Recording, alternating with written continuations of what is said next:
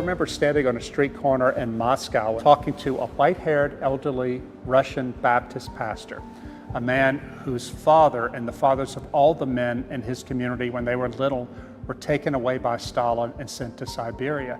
He said, go back to America and tell the church, if you're not prepared to suffer for your faith, then your faith is worthless.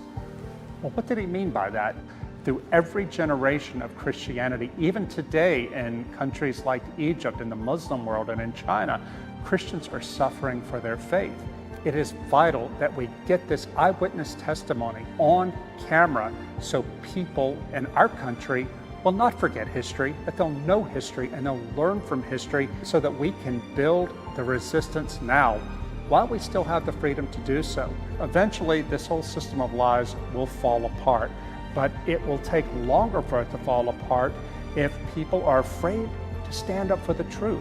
If people are afraid to have the courage to resist, to say, you do to me whatever you can, I will not live by lies.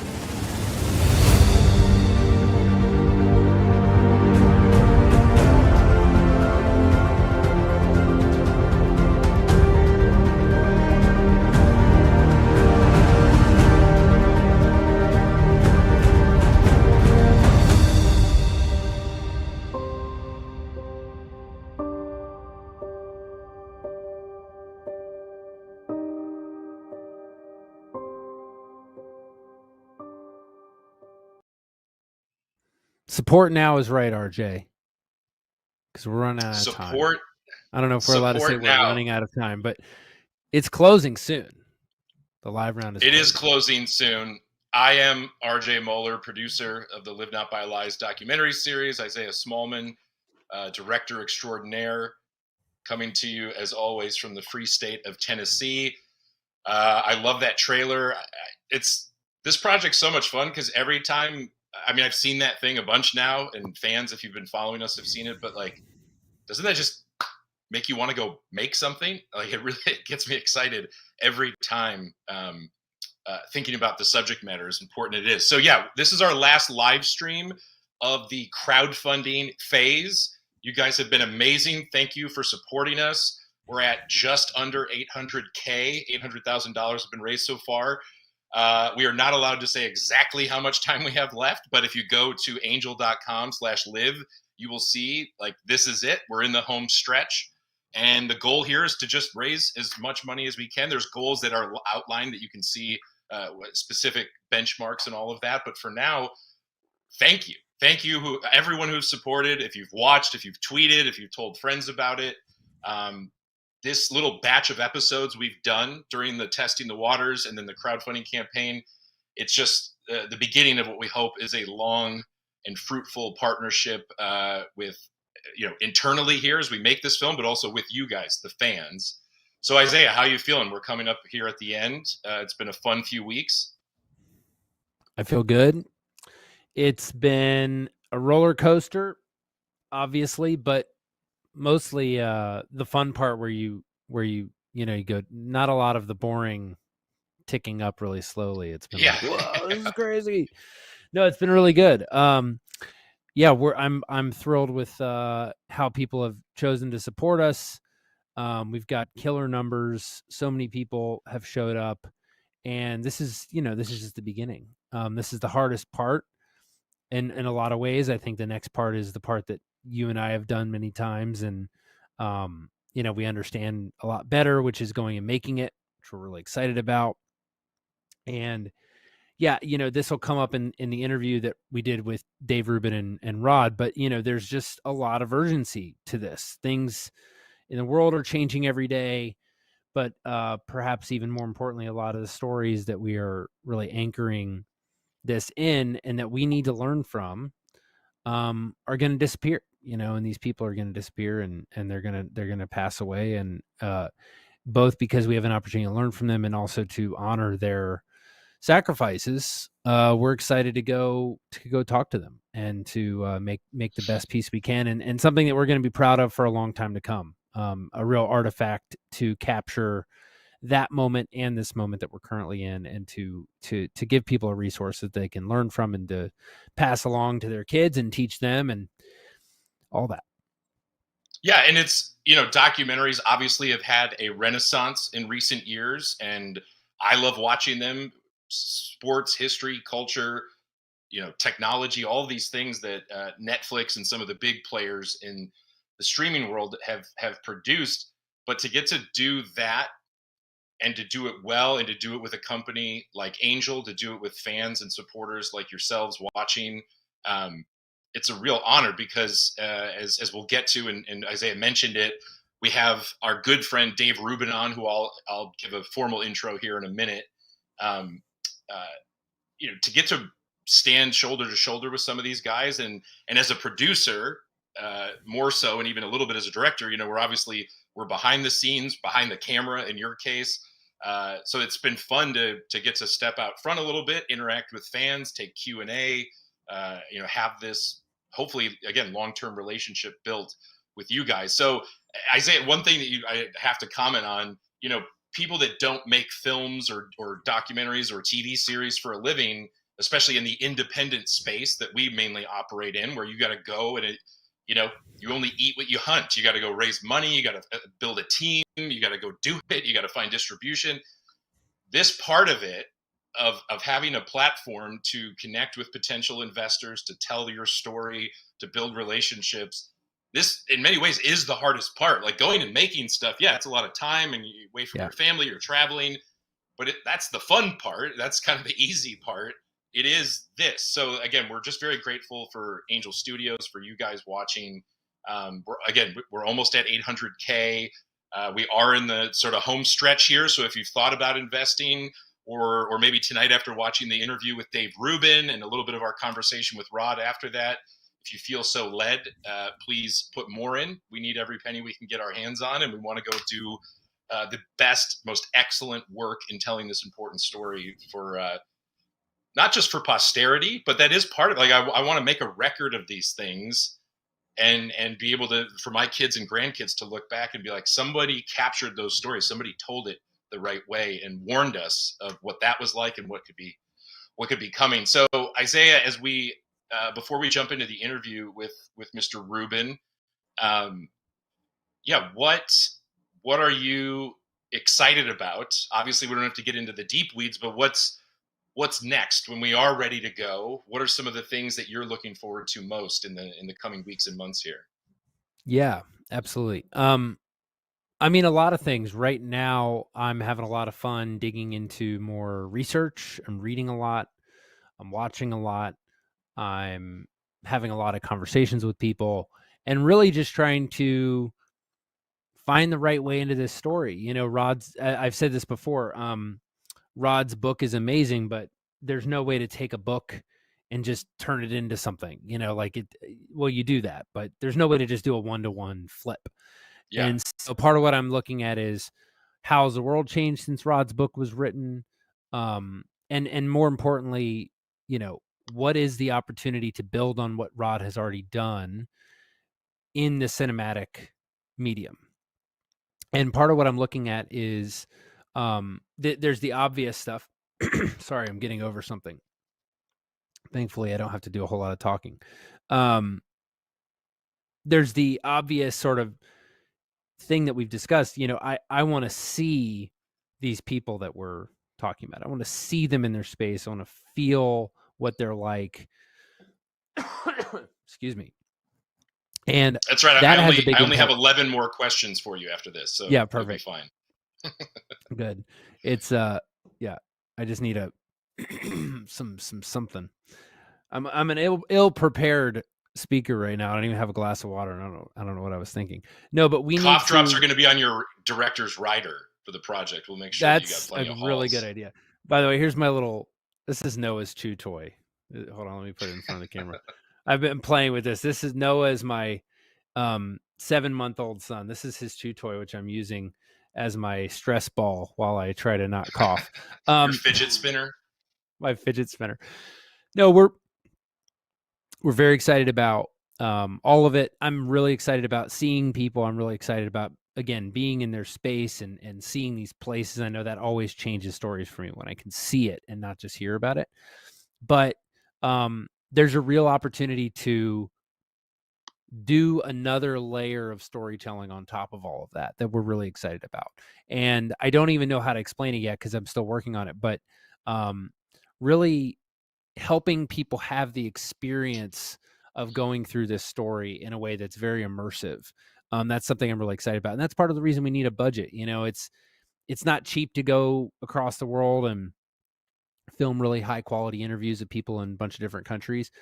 But that's not the only thing we need. What we need is resources to create really cinematic, amazing retellings of certain stories and find really creative ways to make this the type of experience that is going to be kind of infectious for people so that they want to share it.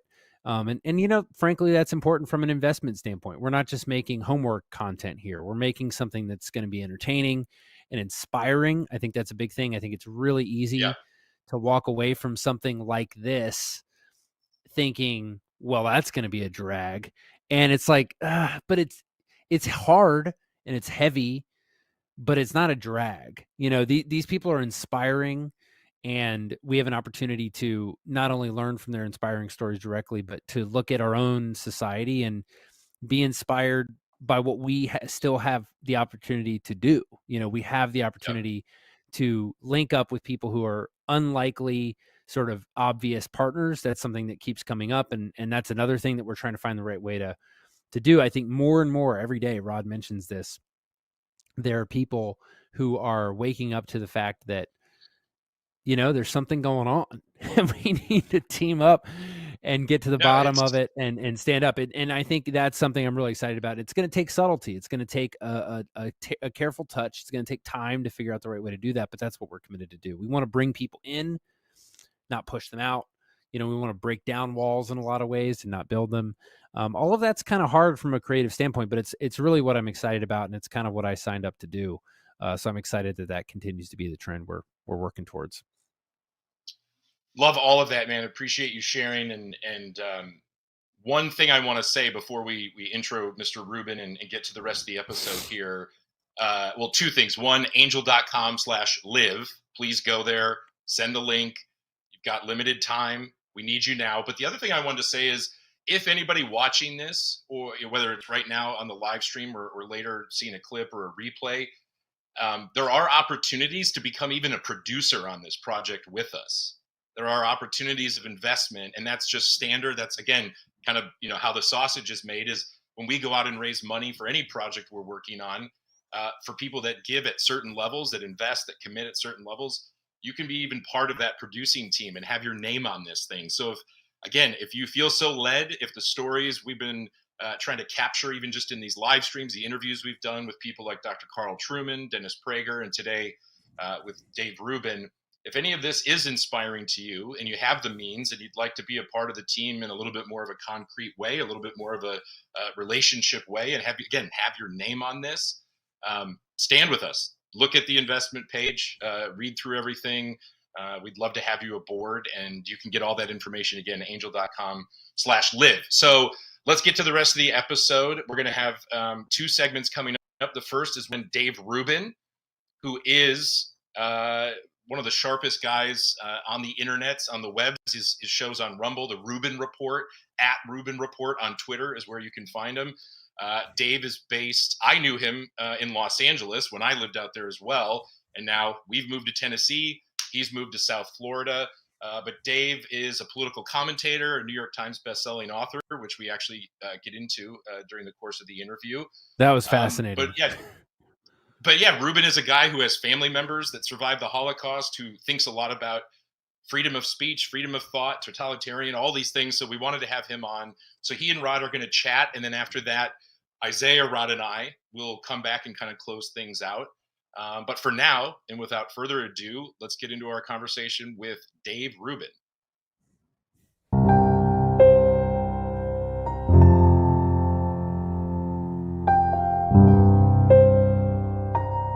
Dave, thanks so much for joining us. I'm coming to you from Vienna, Austria, capital of Austria. I'm here for our conference. And I spent Sunday walking around the city following the path of one of my favorite books. It's a memoir from 2010 called The Hare with Amber Eyes, hare as in rabbit. And it's a story told by a man named Edmund de Waal. He is a British artist who is descended from an extremely wealthy Jewish banking family here in Vienna that was at the center of everything in Austria in the late 19th century, early 20th century, and yet they were destroyed by the Nazis. They didn't take it seriously that totalitarianism was on the way in the pre-Nazi era. You know, Hitler annexed Austria to great acclaim by the Austrians in 1938. The signs were building. Jews were leaving Austria. They were leaving Germany. But this family, like so many others, believed that their great wealth, their social position, and the fact that they were patriotic. The emperor, the Kaiser, had called the Jews the most loyal members of the empire. They thought that would save them. And yet, when the Gestapo came, took their house away, looted it, they were barely able to get out with their lives. It really made for incredible poignancy to think about how fast totalitarianism can come on us. Because, you know, there are stories all over the communist world, former communist world, of very similar things happening when totalitarianism took those countries over. Suddenly people who were the pillars of their communities were driven out, driven to prison, had everything stolen from them. Rod, you know, I don't know if you know this about me, but I grew up with several Holocaust survivors in my family on both my mother and father's side. So I'm well aware, obviously, of the stories and the scars and the generational scars, actually, that leaves families with. But one of the consistent things that I would hear from these people, fortunately, it was none of my direct grandparents, but it was their brothers and sisters and cousins, you know, going out that way. Is that it felt normal beforehand, and then sort of it wasn't normal, that they were regular people who had jobs and who had families and all of those things. And as you describe, and you can sort of see this in modern society, we all kind of, you know, you hear crazy things. People are debanked in Canada, or you get kicked off social media related to free speech here in America, or all of these bizarre things that are happening. And everyone kind of thinks, oh, it's just the thing that's happening right now, but, you know, it'll kind of be okay. And fortunately in the West, at least in the last 50 years, let's say, or maybe even 75 years since World War II, it's kind of been that way. I would say for a lot of people, though, the 3 or 4 years of COVID have woken them up to what a totalitarian state could look like. The idea that you could be forced to inject yourself with this, or ask for permission when you could go outside, or what you had to wear on your face, or whatever else. You know, what's interesting, the comparisons to Nazi Germany, and unfortunately, because our political discourse is so degraded these days, you know, we compare everything we don't like to Nazis, and it does such a disservice to the survivors and the people who did not survive, obviously, the Holocaust and World War II, but also to it does a disservice to making sense of what's going on today. Because, you know, we think that totalitarianism somehow is always going to come from the right, that it'll be the far right that will be the state that takes over and eliminates the minorities and all dissent and all of those things. But if you were to look at our political system here in America today, if you were to look at which side right now is more totalitarian in nature, meaning which side is more for centralized power, is more against free speech, is more for the state being involved in virtually every factor of your life, that's clearly the modern left. Now, the left and the right, they kind of ebb and flow. If you would have asked me 30 years ago, or even 10 years ago, when I consider myself a strong liberal, the left used to be better on something like free speech. The ACLU was a leftist organization. And to link this to what we're talking with, I mean, they very famously, I think in 1972, fought for the rights of neo-Nazis to march in Skokie, Illinois, because they could exercise their free speech. They couldn't do anything violent, but it was a liberal organization defending free speech. Now we know that the modern left basically does not defend free speech for anyone that dissents from sort of the groupthink. So when I hear you tell a story like that there were families that just thought, well, we'll be okay. There's also a famous story, I think, of the neighboring family in Anne Frank's building. I think it was a very similar thing where the husband, I think, wanted to leave, if I'm not mistaken, and the wife sort of thought, we'll be okay. We're financially okay. People know we're good people. But you really can see now how people turn on their neighbors. How many good people stood up for what was right and stood up for individual freedom and against the state and all of those things. I will add one other thing on this. I toured with Jordan Peterson for about a year and a half, and we went to about 120 countries, about 20 countries, about 120 stops. And he would often, during his lecture, he would stop somewhere halfway in the middle and say, how many of you in this audience think you would have been Nazis during World War II? And of course, nobody ever raises their hand, nobody applauds, nobody stands up. And his point always was, well, you probably would be then, meaning that we all just go with what's going on. So Right. if you think your basic protections of I own property, I'm a nice guy, people like me, I do good, are going to protect you, they won't protect you. And that's why I think what we're seeing right now, and you're intimately involved in it, we're seeing certain countries try to shift away from sort of global authoritarianism and figure out what is right in their borders to protect their people. And we're seeing, unfortunately, several Western countries that are not quite doing that. Right. And one of the things that's so curious about this, what I call soft totalitarianism rising today, that makes it hard for people, normies, to understand what's happening, is the fact that it doesn't always involve the state. Classical totalitarian theory is top down, the state imposes itself. We are in a situation now where the US government doesn't have to tell companies what they must do in terms of hiring, or tell universities what they can and can't teach, and on and on and on. The fact that all of these institutions have been captured by the woke ideologues who don't need to be told by the government what to do, that's really scary, because I think a lot of people, when they hear totalitarianism, they think Nazis, or they think, Bolsheviks, the Russians, the Soviets. And I know that's how I was when I first heard from these people in the US who had come to America to escape communism, and who started saying to me around 2015, the things we see happening in America today with the rise of wokeness, it reminds us of what we left behind. I thought, but wait, where are the gulags? Where are the secret police?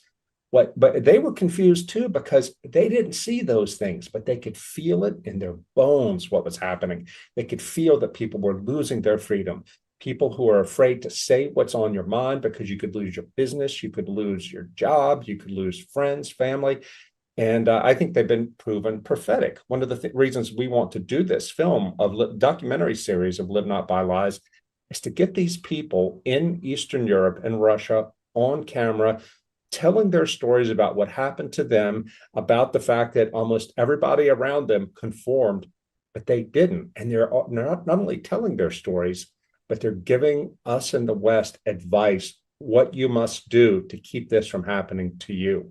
And thank you for joining us today, too, to talk about this, because this is, look, I'm a Christian, I'm a conservative, but this is not just for conservatives and Christians. This is for anybody who loves liberty and wants to protect our right to say what we want to say, and protect our right to do business, even if we're unpopular, and things like that. It's so interesting. It's so interesting because, I have found a lot of common cause with conservatives. And I am certainly not a traditional conservative, but I have found that it is the conservatives who are willing to stand up for liberal values, the values that you just mentioned there of dissent and free speech. Again, these are liberal ideas in the best sense of liberalism, not the way liberalism has been warped by the progressive left, but liberals themselves, with very few exceptions, have failed to defend those ideas. And it's mostly conservatives who are defending those things. I think one of the other things that we found out, you mentioned that people think it's this top-down thing, but it's not just the top-down thing that silences people. We have learned, if COVID taught us nothing else, and hopefully most people took a few lessons from it, but if nothing else, how quickly neighbor was willing to turn against neighbor. I lived in Los Angeles at the time, where literally someone 2 doors over from me, they had a baby during COVID, and they tried to have a little baby shower or it was a party like a few weeks after the birth, something like that. And they got narked on. I mean, people called and the police showed up to break up a party at their house. I was having illegal parties at my house in Los Angeles. I stopped going to stores because I was always getting screamed at because I wasn't wearing a mask or I was wearing it too low. I had to fake a passport. I mean, talk about show me your papers, Nazi style stuff. I had to fake a passport the one night that I didn't even want to go out anymore because I was so disgusted by everything and sick of being yelled at and everything else. But one night, it was actually 2 nights before I left to move to the free state of Florida, that I think has become the beacon of freedom, not only for the United States, but the entire world right now. I had to fake a passport to get into a restaurant. It was a very fitting ending to living in California. So it's not just, yes, there are bad leaders, there are bad political movements, but I think what this has also unearthed is something about the human condition, how we could be so cold towards each other, how we could not only call the police on people for just because they had a different feeling about COVID, but how quickly all of the things, let's put it this way, if you would have said to everybody 2 weeks before COVID, boy, this thing's actually going to go on for 3 years and they're going to, rush through a vaccine and you're going to be locked in your house and all of the things that happen. And we're going to tank the economy and we're going to print money and most people would have said, no way. No way. And here's what I say on my show all the time. We are all going to be very, very disappointed when the next thing comes, whether it's a new variant or it's climate change lockdowns or it's whatever sort of totalitarian idea is pushed upon the people. We are all going to be very, very disappointed in the amount of people that fold once again, because it will be most. And that's why talking about these things and finding the people who are willing to speak up is so important. There's a woman that we want to make her the first one we film once we get rolling, a woman named Camilla Bendova. She's in her 80s now. She lives in Prague. She and her late husband, Václav, were the only political and religious conservatives in the inner circle of Václav Havel and the leaders of the Czech resistance. And she told me herself, when I first interviewed her for my book, I was in her apartment in Prague, where a lot of the dissidents used to meet. I asked her if it was weird as political and religious conservatives to be hanging out with Václav Havel and all these hippies, from the 60s and the 70s who were their comrades. And she said, no, not at all, because all of the Christians, she was a Catholic, all of the Christians kept their heads down to avoid.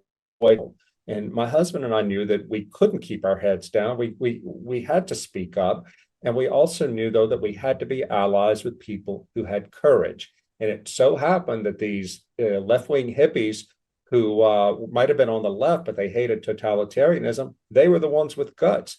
And this is one of the pieces of advice she gave me. She said, you've got to, when you're facing totalitarianism, you've got to ally with those who have courage. They have to be your best friends, not the people who share your religion or even share your politics, but who don't share your courage.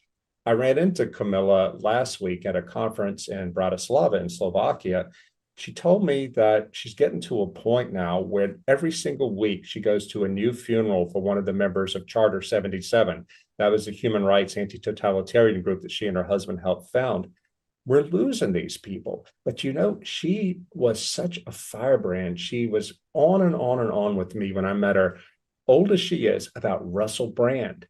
She said, have you seen what they're doing to that man? Now, this is an elderly Catholic Czech lady who has no interest in anything that Russell Brand probably stands for. But she said, it's wrong what they're doing. She said, he's only been accused. He hasn't been tried or anything like that. And they're canceling him. This is exactly what they did to us.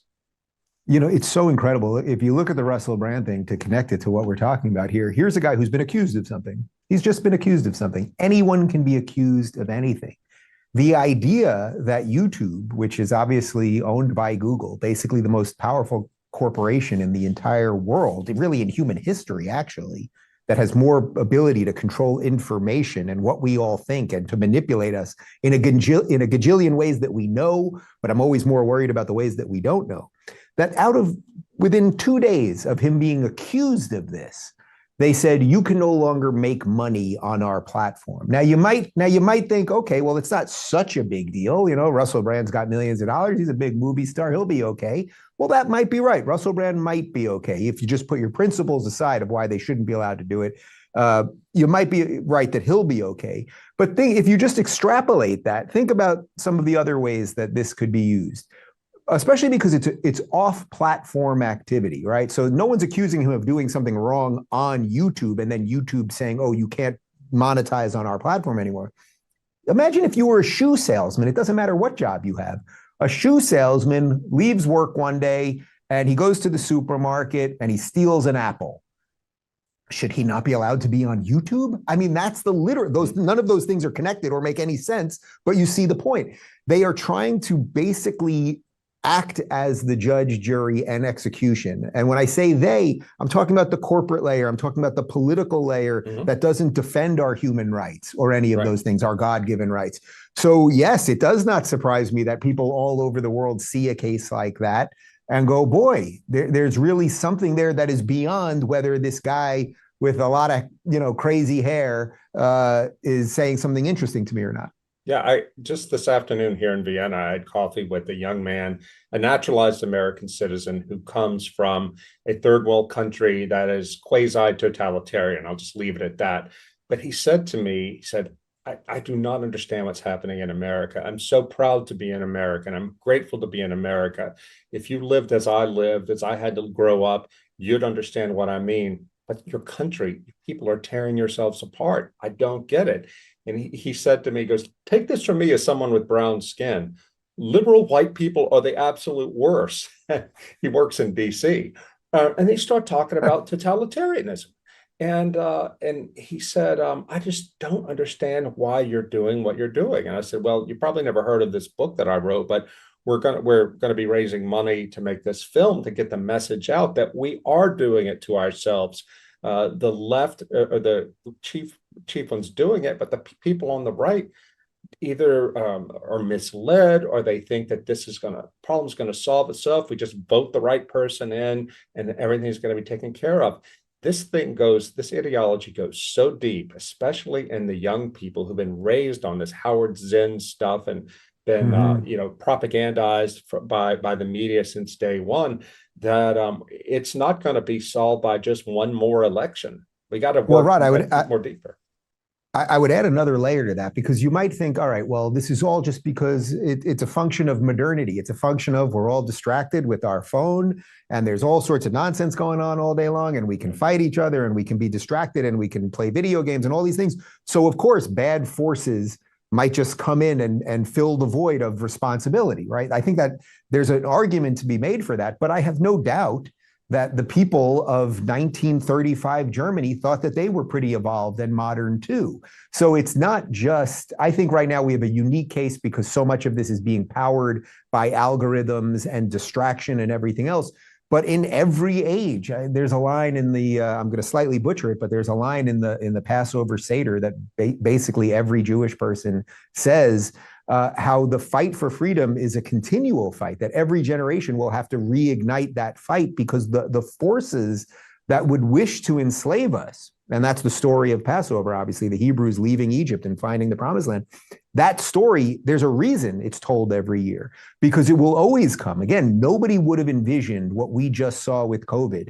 But the question is, did enough of us wake up, or did enough of us actually get worse? Did enough of us get more beaten down? And if you look at most of the data related to depression and suicide and drug use and all these things, many of us got beaten down by the system. And many people are distracted and broken right now. And we have to. I mean, it's why I do what I do every day. It's like, I want to find, there's nothing more interesting to me when I'm doing my show than when suddenly I see a parent at a random school board meeting speak up and fight the system. And then I say, we got to get them on the show. I want to amplify that voice. Or someone who gets unjustly fired. It's not, I can interview celebrities and I can interview politicians and that's fine. And some of them are great and whatever it might be. But it's these people, these unknown people who just do the right thing. And I would say, to give a sort of hopeful version of this, the beast that they might have awoken, I think, is the parental beast. by pushing so much of this on young children, the sexualization stuff, the confusion around gender and all of that, and I can tell you this as a relatively new parent, I mean, that is the thing that I think has woken up a certain set of people. Now, the question is, can you keep them engaged and fighting? That remains to be seen. Yeah, absolutely. And one of the strangest things about this whole story is not so much that we in the United States, 30 years after the end of the Cold War, that we have completely dropped the ball. We have never taught our young people about what communism was, what totalitarianism was. That's shocking and appalling, but it's true. The weird thing is, when I talk to older people in the part of the world where I live, in the former communist bloc, the older people there who went through it lament the fact that their own societies have done a poor job of teaching the young people about it. And they were telling me just last week in Bratislava, I was talking to some Slovak conservatives, and they were saying that our young people have their faces in their phones, and they're getting all this propaganda from the West, from the US and Britain mostly, because English is the popular language. She said that they have forgotten, or if they were ever taught at all, what happened in this country. And so they fear that their own countries might be sliding back into a different version of what was there before because of the loss of cultural memory. So this is, again, another reason. Go ahead. No, well, I'm here in South Florida in the Miami area, and obviously we have a ton of Cubans and a ton of Venezuelans. And if I go to Little Havana, everyone there knows me because of what I do for a living, because the Cubans, especially the Venezuelans as well, most of the Cubans in Miami, they're, probably one generation from being in Cuba and living under communism. Venezuelan, same thing. And now they're seeing it. I'm hearing the exact same things. The ones that are a little bit older than me, so they're in their 50s and 60s, let's say, they're worried about their kids because the kids now are growing up in a situation where somehow socialism is cool or something like that. But if you ever want to just have they like mojitos, you want to go to Little Cuba, Little Havana, and have a mojito with one of these people who lived under communism and why they fled here and why many of them risked their lives and many of them did not survive those crazy boat rides to get to America in the first place, that'll wake you up more than anything else. So whether it's in Europe going through communism and now a generation is looking back going, oh man, you're doing it again, or it's the Cubans here in Florida, there's a certain set of people we're supposed to learn something from right now. Right, exactly. And that's one of the things we hope to do with this first round of filming of the docuseries. We're going to Eastern Europe and Russia to talk to those people. If this proves to be a hit, we want to come back with a second season, possibly, if we can get the funding, to focus on the Cubans, the Venezuelans, the Nicaraguans, people who from another part of the world who have survived the same thing, and maybe even Chinese and Vietnamese, because it's happening. And the fact that so many of us are stuck, of our fellow Americans are stuck in the 1980s and 1990s and think it can't happen here. Man, you ought to talk to some young people or talk to professors, college professors who are talking to young people, and their minds are in a completely different place. I talked to this one Slovak conservative who lived through communism last week at this conference, and he said, I'm really glad that you and your team are putting this documentary together because it'll come over here too. Everything from America does. Because if they're not getting it in school, if our kids aren't getting it in school, they got to get it somewhere, and they'll get it from video. They may not pick up your book. My book, Live Not by Lies, is in 10 different languages, most of the Eastern European languages, but most people don't read anymore. Everybody watches videos. So that's why we're so hopeful that this project will succeed. Well, that's the challenge. How do you get people? And yeah, unfortunately, most people don't read books anymore, but they have a phone, they have social media, and you got to get the message out however you can get it out to them. And that's the challenge for anybody who's trying to get any truth out in the system right now. We have a system that is designed in many ways to quash anyone who is telling the truth. If you are telling the truth about this issue, the growing rise of totalitarianism, if you're telling the truth about whatever field you're in, if it's an unpopular opinion, or if you were telling the truth during COVID to be skeptical of this or that lockdowns had never been studied, whatever it might be, you now have avenues. As frustrating as this little light box in our pockets might be, you have some avenues, at least for now. But if the totalitarians get their wishes, that avenue will not be open up either. Yeah, and Yeah. one of the things I love about Angel Studios, which is our sponsor here, is they have made it possible for conservatives, for people of faith, anybody who feels shut out by the mainstream Hollywood system. They made it possible for us to be our participant in making the movies that we want to see, making movies that are about the things that are important to us. And I think that they talk about waking up a beast. I think Angel Studios is showing that it has awakened a ravenous beast of people, ordinary people who are hungry for content that's about their lives, about things that are relevant to their lives. And I believe strongly that this Live Not by Lies documentary series is going to be something that is cherished by people, is passed around in the same way that the Live Not by Lies book has been passed around. Do you know this thing has sold over 200,000 copies in the US? It has had Wow. almost zero media, almost zero, because the media don't want to touch it. They love my other books, but this is one they don't want to touch. Yet this is sold twice as much as my previous bestseller by word of mouth, because ordinary people, Dave, they can see that something is coming and they want to be ready for it. Well, Yeah. I'll give you one that will not surprise you, that will tie this all together, sort of how the mainstream media is in cahoots with all of these things. My last book, Don't Burn This Country, sold more copies than my first book, Don't Burn This Book. They put me on the New York Times bestseller list on the first one. They put me at number 11. I should have been number 4 by sales, but as you know, they don't do it by sales. They literally just do it by their own calculations. Kind of who do they like? My last book should have been number 2, possibly number 1 had they included audio. Well, with audiobooks, definitely number 1.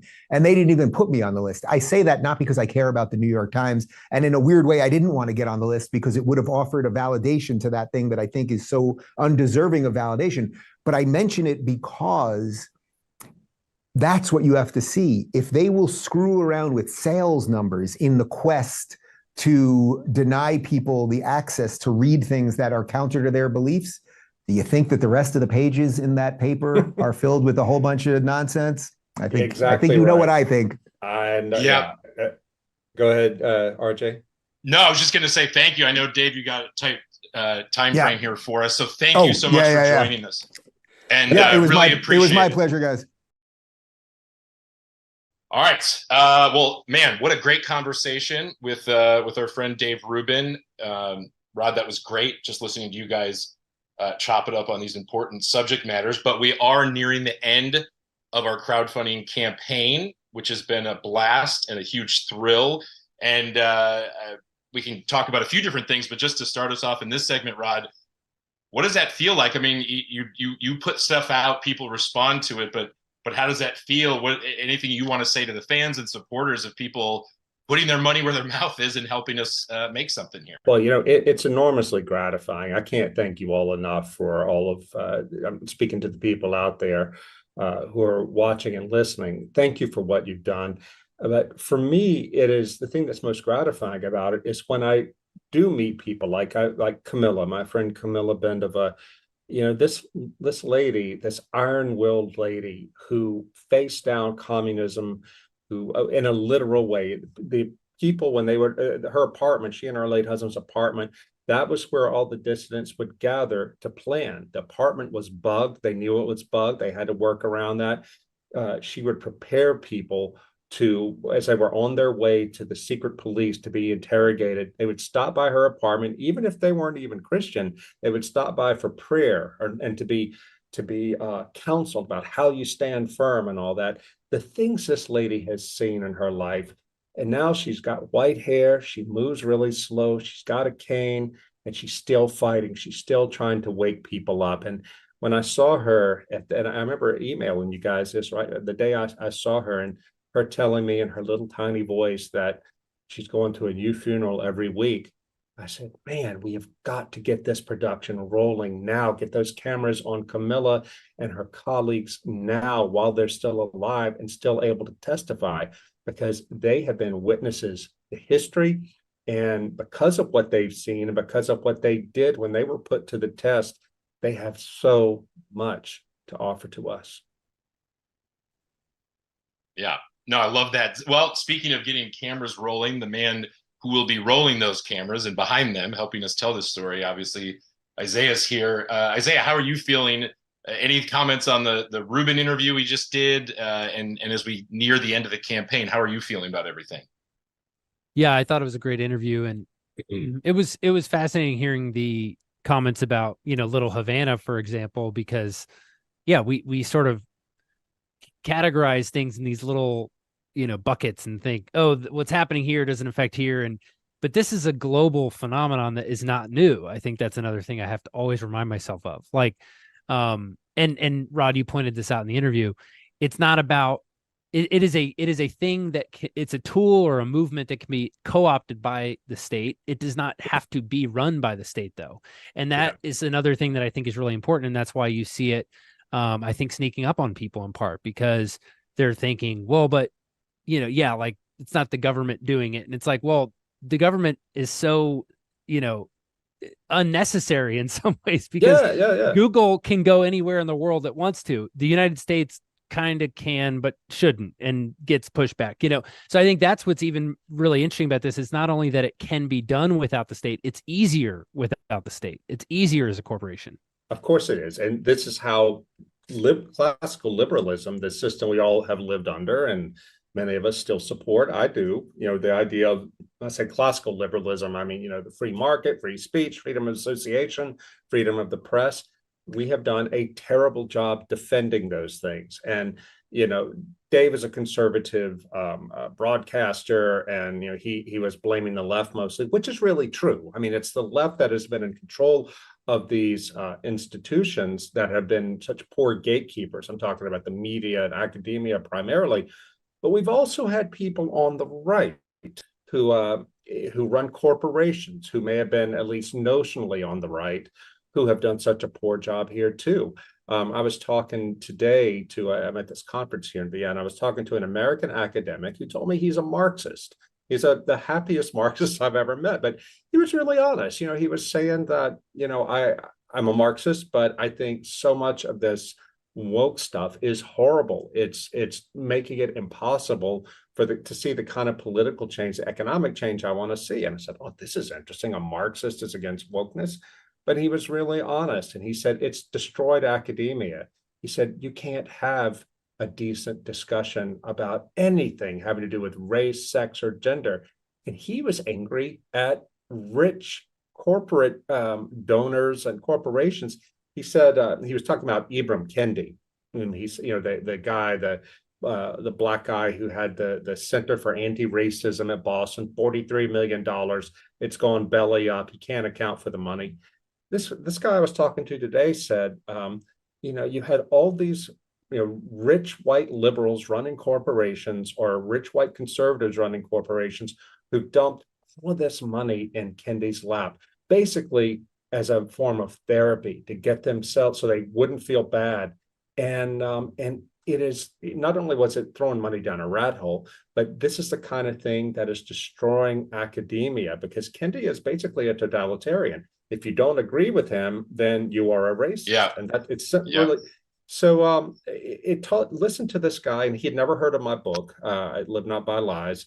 And he told me it's really interesting that he had never heard of it, because he said so many people in my world, meaning academia, said don't want to listen to anybody on the right, think they've got nothing to learn from the right. And he said, you know what, a funny thing I'm starting to realize is that whenever I go out to conferences and I meet people from the right, I may not agree with them politically, but they're always the most decent people. And I bring that up just to say that we conservatives who actually value liberty, we have friends in places that we might not even know. And this project, I believe, is going to bring them out. Man, from your lips to God's ear. Well, a couple of things I wanted to touch upon while we have you here, and as we, again, near the end of our crowdfunding campaign, and Lord willing, get started on the actual project itself. But one of my favorite parts of the book and of the stories that you recount are the passages where families talking about how they survived living through a totalitarian state. Mm-hmm. And so much of it came back to film and the arts and literature and storytelling. Mm-hmm. Just I think we might have touched upon it in a much earlier episode of our live streams, but I want to kind of end, quote unquote, this run that we've been on of the Testing the Waters campaign and now the crowdfunding campaign. For me, just any kind of closing thoughts of where stories, where art, where literature, where does all this play? Where does the personal life come into intersection with all these big political, geopolitical issues? I'm so glad you asked that because, as you know, we've been talking offline, me and you and Isaiah, about the first steps. Once we get the funding in place, what are we going to film first? And I've said we've got to get to Prague, to Camilla Bendova's apartment, because once we get there, and you two can hear, as I've heard her say, her kids, who are now grown up and have kids of their own, talking about how their dad would show them High Noon, the Gary Cooper Western, 1950s Western, and tell his kids, you see that kid, you see that guy, the sheriff, we have to be like him. And these kids came to see their father, who ended up going to prison for 4 years for standing up to the communists. They saw their father as being a real life version of Gary Cooper. So what this movie High Noon did, and also The Lord of the Rings and other things they read, it vaccinated in a way the imaginations of the Bendova kids, because they didn't know how long they were going to have to live under communism, but it vaccinated their imaginations, and so that they would know what it meant to live in truth, and what a man or a woman who seeks to live in truth and be virtuous and courageous and faithful to God and his convictions, what they have to do. And I love telling the story, and we'll get her to tell this on camera once we get there, about asking Camilla, what you read to your kids to build them up. And when she brought up Tolkien, I said, Tolkien, why Tolkien? And she said, because we knew that Mordor was real. And I realized the genius of that, because these kids of hers, they had like 5 or 6 kids. They couldn't understand what Marxism was, what Leninism was, any of the stuff that the parents and the adults that would come over to sit in their family apartment and talk about this. Those adults knew what that was. These kids didn't. But the kids knew what the Fellowship of the Ring was. They knew what Mordor was. They knew what Saruman was. And by telling these stories over and over to the kids, they built in the kids an imaginative capacity to be good, to choose the good even when it cost you. And this is such an important lesson, because there's so many parents. I had 3 kids, they're grown now, but you just set them in front of the TV and let them be passive, let them entertain themselves. And look, there's nothing wrong with that from time to time, but we have to understand that our kids are, and ourselves too, our imaginations are framed by what we see, by what we read, by what we listen to. And to get these people like Camilla and these others on camera talking about the stuff you watch and you let your kids watch, listen to, read, and so forth, it is forming them one way or the other. You're either forming them to be courageous and free and faithful, or you are allowing the bad guys who are making most of the stuff we watch and listen to, you're allowing them to get into your kids' head and form them. You can't be passive about this. You can't just think that these issues will take care of themselves.